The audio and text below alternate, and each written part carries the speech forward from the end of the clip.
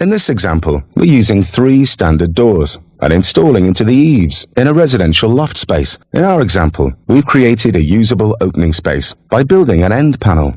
The first stage of any installation is to measure the opening width. Here, we're measuring the width of the opening across the floor and at the ceiling, where the top track will go. Your walls may not be completely square, so it's very important to measure accurately. Then, measure the height of the opening at both ends and in the center, as your ceiling and floor may not be exactly parallel. Taking the measurement at the ceiling, cut the top track to this size, less a couple of millimeters, so you can easily fit it in. A handy tip for cutting is to use the actual packaging the track comes in. Rest the track on the box whilst cutting to size. This stops it bending while you're cutting. Because this is a fairly wide installation, you'll need an extra pair of hands to help you fit the top track into position using the appropriate fixings.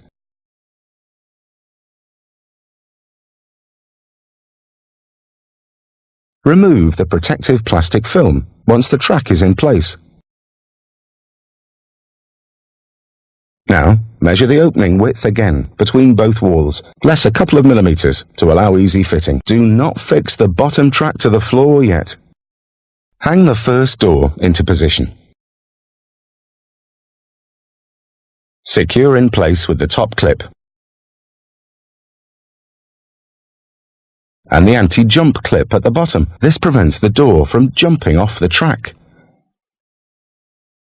Check with a spirit level that the door is vertical.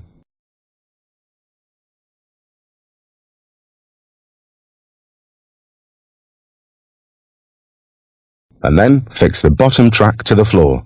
Fix the remaining doors and your sliding door wardrobe is complete.